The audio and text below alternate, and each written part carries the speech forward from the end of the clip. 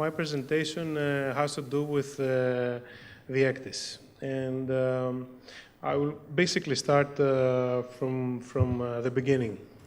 So what you see is all of the important milestones that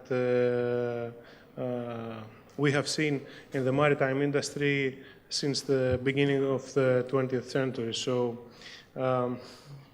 really important stuff like SOLAS, the foundation of IMO, MARPOL, ISM code, etc., etc. I wanted to show you this slide because we have to remember that all of these nice things have contributed to the improvement, to the betterment of our industry. So, where are we? I think that you have seen this slide before. Shipping is one of the safest industries in the world. It ranks second after buses. If you consider that 90% of the world's trade is being carried by merchant vessels, by the 42,000 vessels that are currently in service, this is a pretty amazing feat. But does this mean that we have done everything we can and we are super efficient? I have taken this slide from a really nice study published by Allianz a couple of months ago. It shows the losses, number of losses starting 2005 up to 2014. And you can see that the number of losses is associated with the congested shipping routes. Now, what this means in numbers for 2014 is 75 large ships were lost. By lost, underwriters mean total loss. And this was an improvement by 32% on a year-to-year basis compared with 2013. It is an improvement, of course, but it is still a large number. South China and East Asia are the waters where you have the majority of the incidents. These are the most congested places. Med and British Isles are following suit. And the underwriters are now concerned about the risk management issues.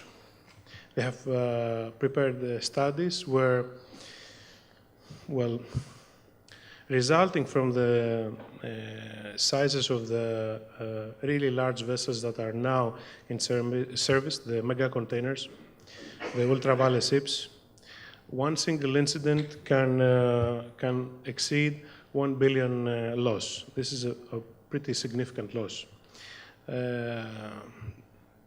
Costa Concordia exceeded $2 billion loss, for reference.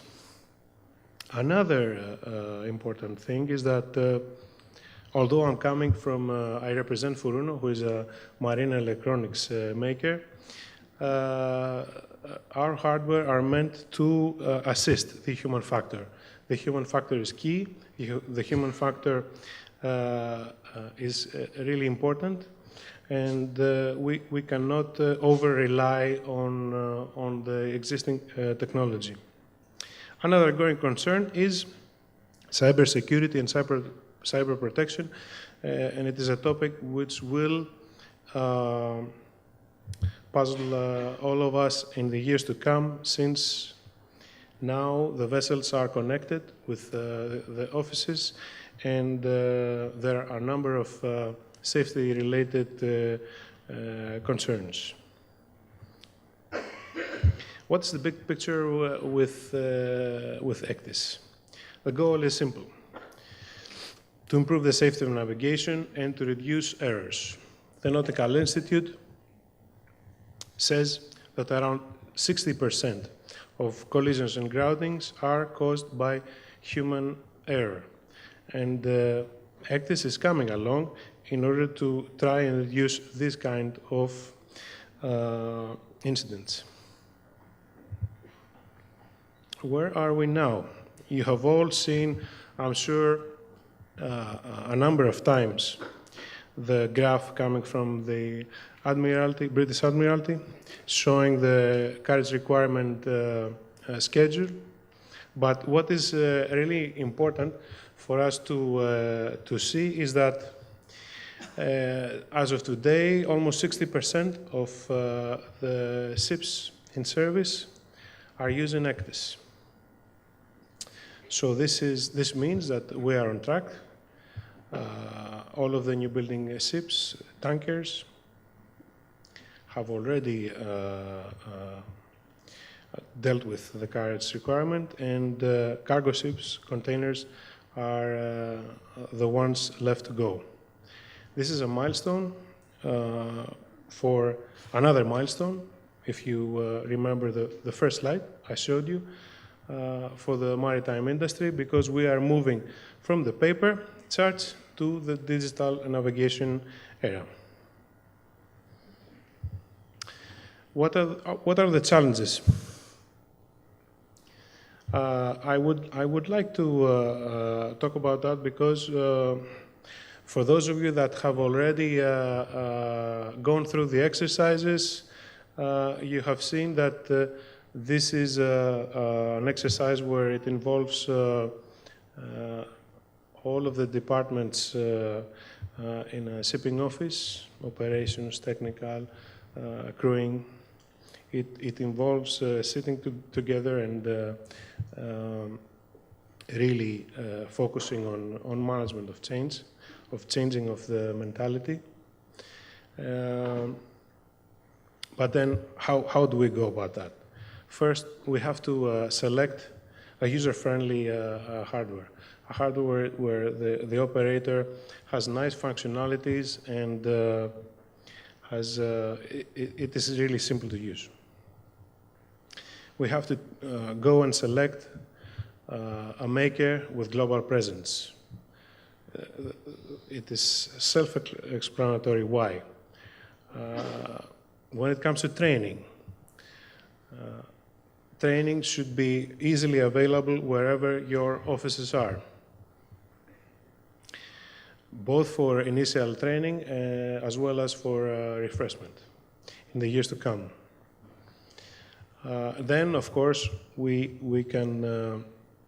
have to